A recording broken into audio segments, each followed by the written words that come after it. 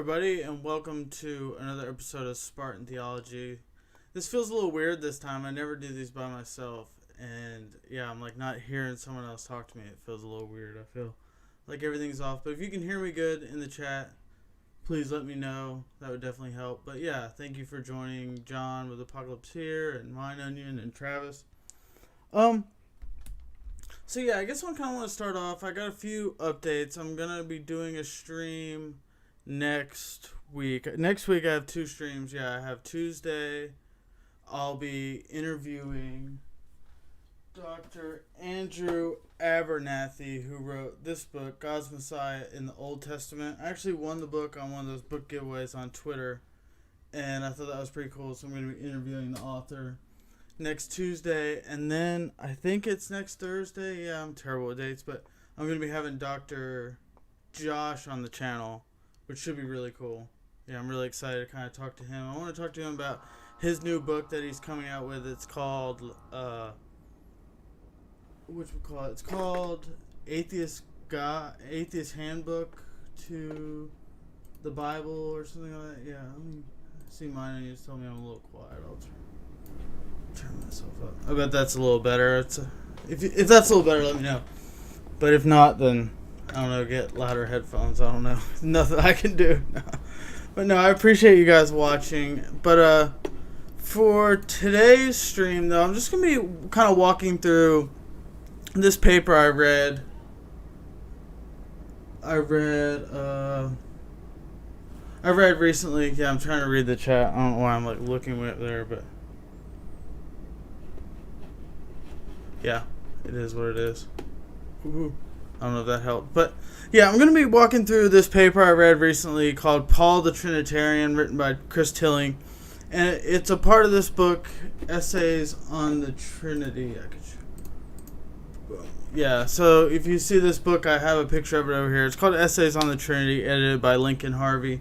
I haven't dove into too many of the papers, except this one. I read two. I read this one, and I read Robert Jensen's paper, which is in here. Which Robert Jensen's paper was, I don't know, just I'm not super familiar with his stuff, so it kind of was over my head, to be honest. So I'd have to like spend some more time with that to really get a handle on what he was getting at. But yeah, this paper is super good. So Paul the Trinitarian, written by Chris Tilling, and it's basically the way he presents the paper. I mean, obviously it's talking about Paul and the Trinity, as you can kind of get from the title, but he presents three popular models to understand Paul's connection to...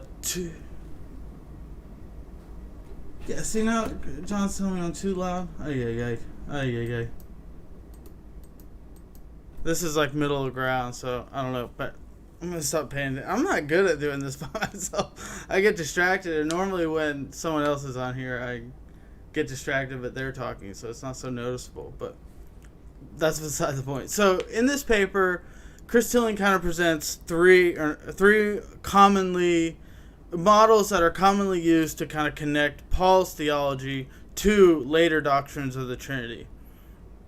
And then after he presents these three models, he lays out his own view, and in his view, he feels like he can really say that we can say that Paul was a Trinitarian theologian. A lot of these other models are they have a lot of qualifying words, whatever, and he kind of, he's more along the... It's really interesting. We'll get into the paper, and we'll see what we're getting at here. So, yeah. So, the first model... And this is one of the most common models, and I think this is kind of what I held to without really realizing it. I've never, like, super dug into this topic, but I would say this probably has a lot to do with it. So, I kind of have a little... Oh, this little picture over here is from the paper itself. I just snipped it from there. And it gives you kind of a little view. So you see Paul, and then there's all these streams of thought coming off of it. And some of them sort of go towards the Trinity, some of them straight up. And that's going to be kind of like a lot of the subordinationist language. And some of the high Christological statements are some of those arrows that are more going towards the Trinity, but you'll see these arrows that are kind of added down the bottom, and they labeled them with the Greek letters, alpha and beta, and that's because those are like later Greek philosophical ideas that have to, like, are required to be added to Paul's theology to get to the Trinity. So this view, like, Paul is not a Trinitarian. Like, we're not saying we're not contradicting Paul by taking his theology and developing it into later Trinitarian theology, but Paul himself did not have an understanding of the Trinity in this model. So, like, you can see my 3 points I listed here. So it ties the high Christological statements in Paul to exalted messianic figures, Jewish messianic figures that you'll see like in the Old Testament. So it's not necessarily giving those or attributing divinity to those figures. It's more God is exalting those people into the Messiah. So, and then this view definitely emphasizes the so-called subordinationist language in Paul. So anything that kind of puts Jesus under the Father, this view is going to emphasize more than the high Christological statements. And yeah, see, if you're and this, the last point where it says it distances Jewish God talk from exclusive monotheism. And yeah, so it kind of like this view takes really seriously the complex idea of Jewish Second Temple Jewish monotheism. They didn't really have this concept. It wasn't really like as full-fleshed out of a concept as we like to think today under this view. And then the second model, so this one kind of, you can see there's a more clear picture from Paul to the Trinity. It's definitely not a straight line, which he makes clear that, like, no one in this view is claiming that you can draw a straight line, but you can get from Paul to the Trinity without necessarily adding anything to it. I think it's like the big point of this. And I said in the beginning that I kind of held to Model A, and this is what I was thinking of when I said that. So this is like, was going into this paper, this was more of my thought. Like, the Trinity is the more we understand Paul's theology, we come to find out about the Trinity, or we can logically like deduce the Trinity, but Paul still wasn't a Trinitarian. This kind of takes Paul's thoughts and interprets them in ways that maybe he himself didn't quite realize what he was saying. I think it's like what I got out of this view. So, what do the letters in the image represent? So they're just kind of like, the letters in the image are just all different ideas that Paul had. We'll see. You could think of them as things he brings up in different epistles, or they could just different kind of like streams of thought in Paul's theology. So I think it makes more sense in the first picture. So you see like this A, B, C, Z, X, Y. Those are just all like basically different things that Paul said, and some of them trend towards the Trinity, and some of them are basically saying something different than a Trinity. So they're going to be like things Paul said regarding Christology. And that's what I was kind of getting at, these Greek letters that are things that are added in. So in the second view, you kind of see that it's more, it more leads to the Trinity, but it's still not, Paul is not directly a straight line, like I'm presenting you with the Trinity. But it's more continuity. That's kind of, this view affirms greater continuity between Paul's own theology and later Trinitarian dogma, and this view tends to draw out connections between Paul and the Trinity in both hard and soft form. So there's some people that want to say like the Trinity is a logical deduction from what Paul is saying. So it's just, if you understand Paul, you are a Trinitarian. And they'll use terms such as, they'll consider Paul to be like a proto-Trinitarian. Or, yes, academic. So the models are academic views. Yes. These are all different like views that people hold. And I wanted to include some of the people that hold these views. And I have the paper right here, so I'll skim through at the end and kind of give some names. And I'll put I'll put a link to the book to the paper and the book if you're interested, because it definitely helps if you're watching this to kind of look through his bibliography and see where he's drawing and really read what he has to say. But I'm just kind of giving the broader picture. And so the view tends to draw in the hard and soft form. So the hard form is going to say the only way to understand Paul, like once you understand what he's saying, you will logically deduce the Trinity. And the soft form is going to be, it's a possible way, I think. It's just a softer way, but it's a possible way. And they'll say things, this view will use terms such as like proto-Trinitarian or like a rudimentary Trinity, that Paul had a rudimentary vision of the Trinity, but it wasn't fully worked out. Which has a lot of good things to say. Like, I think one of the really good things about this is it does take Paul's theology in its historical context seriously, which is good for this view, for sure. And then we can kind of move on to Model C. And this one's kind of the most clear, but I felt like was, like the model for it is the most clear, but to kind of understand the view was kind of the most confusing for me. But this one is a hermeneutical approach, first and foremost. So this is a way of reading Paul to understand the Trinity. So I think this one, the way I understood it, is this language, or this view really just like looks directly at the text and looks at the way Paul specifically writes about the relationship between the Father, Son, and Spirit. And it'll say that when you really, the only way to coherently understand all of what Paul has to say and all of these relationships and the way he talks about them or writes about them is the Trinity. But it's a very, like I said, it's a hermeneutical approach. So you're looking directly at the words of Scripture. And like some of these other approaches are kind of trying to understand Paul's thoughts through his writing, which, I mean, obviously they're all hermeneutical approaches. You know, they're all looking at the text. Nobody gets to go back in time and interview Paul and ask him what he has to say, because that would be a lot easier. We would definitely have a better idea. But I think, like, this one is more about directly looking at the text and how Paul writes about the relationships between the people. And Tilling points out one issue he has with this, and he says, in denying Pauline theology its own givenness and structure, he oversimplifies, and he is Hill, I think the guy's name is, who he's citing, that, yeah,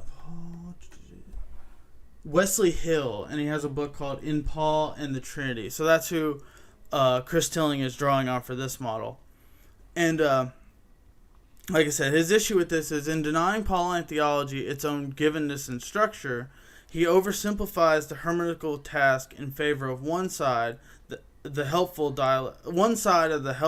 dialectical conversation between historical exegesis and creedal Trinitarian grammar. So Tilling is kind of saying here, and this kind of gets at the bigger picture of this view, is that we have to kind of, since we're looking so closely at the text in this model, that we're going to draw some conclusions that Paul probably wasn't even thinking, I think. And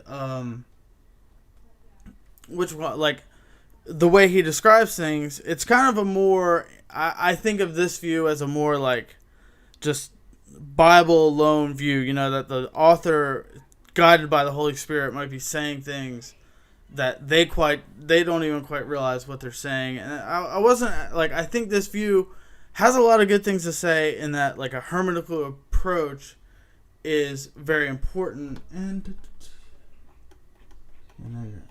I'm so bad at, like, I don't see anything about Casey. I'm looking at the chat, but sorry. Yeah, people watching this, if you're not paying attention to the live chat, you're probably going to get confused with what I'm saying. So I'm going to kind of get my points out and then worry about the chat. But yeah, so it's just like directly looking at the text. But we can kind of move on to Tilling's model. And this one, there's a lot of text on the screen, so I'm not going to read all of it. But this is like his 4 points at the way he understands Paul's theological connection to the doctrine of the Trinity.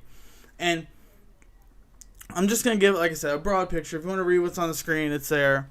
And I definitely recommend picking up the paper and actually, he spells out all 4 of these points in really big detail. But the first point is kind of understanding how Paul understands knowing God. And if you watched my stream with John that we did, it was probably the last stream. Yeah, I think it was the last stream I did on my channel just a couple weeks ago, where we talked about that Mary Healy paper. Tilling actually draws on that paper to develop his ideas here. And he starts out by saying the way Paul can understand who God is through this relational understanding. So the way he understands God, like I said, through this relationship with God. This epistemology is very relational. I think that's the big thing about it.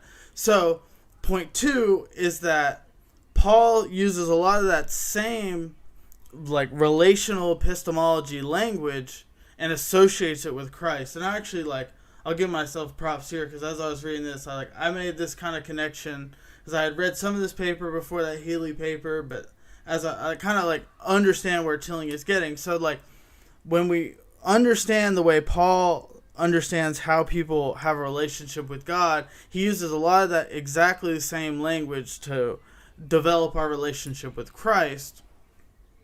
And so it follows God, this last point in point 2, so it follows that God's godness is expressed in terms of both the Father and the risen Lord. So basically he just getting at that this relational epistemology is connected directly to both God the Father and Jesus Christ the Son.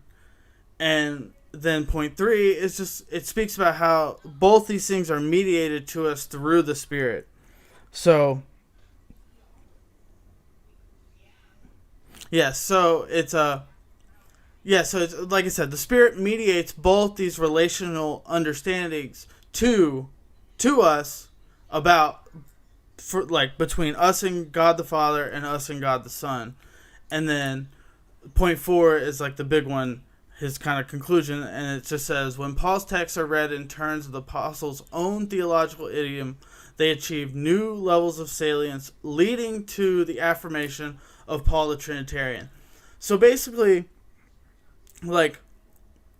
Tilling is saying, was Paul a Trinitarian, not full Nicene Creed Trinitarian? No, but that is not because he didn't believe those things. It's just he didn't have the just the words and the semantic language, to use to say it. He basically, what Tilling is getting at is when we fully understand Paul, we kind of see a guy. The way I read it was, sort of think of Paul as a guy that wants to tell us about the Nicene Creed, but just doesn't have the language to do it. It's just not that some of those philosophical categories just haven't been developed. They're not in his brain. They're not there to be used. But the language he does use, especially in connecting the relational epistemology to both God the Father and God the Son, to both the Father and Jesus Christ, just makes it clear that when we read him on his own terms, we can say that Paul is a Trinitarian. Like I said, does he explain the Nicene Creed to us in Romans? No, that's not what he's trying to say. But can we call Paul can we say Paul was a Trinitarian theologian? And Chris Tilling will say yes. So I know I went through that pretty fast, and I'm sure if you haven't read this paper, you're definitely you definitely don't have a full picture, but I hope I gave you a good idea. And if you're interested, definitely pick up the book. It's super good. There's a bunch of good papers in here too. There's all kinds of good ones. There's a Douglas Campbell one in here that I'm looking forward to reading. And like I said, the Chris Tilling and the Robert Jensen one were both good. So, yeah, I hope you enjoyed that. If there's any questions, I kind of think I was hitting them as I was going. And like I said, I haven't done one of these streams by myself in a while. So I hope you enjoyed it. And if you have any questions, definitely leave them down in the comments. I'll try and answer any questions. I'm no expert or anything, but I'll do my best to answer them or at least point you in a good direction. And if you could, definitely like the video and subscribe to the channel if you haven't. I've been getting a few subscribers every day pretty much, which is really awesome. I appreciate everybody who checks out the channel. John's got a question here. So, how do you think Paul's Trinitarianism can speak critically into the modern distinction between immanent Trinity, God and God's self, and the economic Trinity, God acting the Word? So how do I think Paul's Trinitarian can speak? Yeah, you're over my head. I feel like I'm trying to think exactly like what you're getting at here, and I kind of understand. So like, yeah, I don't know. That's definitely like an interesting thing to think about. So like, how do we think we can speak critically? I think it's like, okay, I kind of see what you're getting at. That like, the way Paul is describing, I don't know, I kind of think like there is, I don't know. Yeah, I don't know exactly how I'd answer that, but that's a good question. If you can't see, check out John's question in the chat. I'll think on that though, and I'll see. I'm sure we'll talk again, and I'll try and have an answer to that. But yeah, that's something in the world. Yeah. Which I can't read because it's far away, but God acting in the world. Yes, I think that's what I said, but I don't know. But yeah, that's interesting to think about. I'm not sure. For some reason, I'm like losing my mind. But like I said, I hope you guys enjoyed this, got a little bit out of it. If you could, like the video. And until next time, this was Spartan Theology. And my mouse isn't working.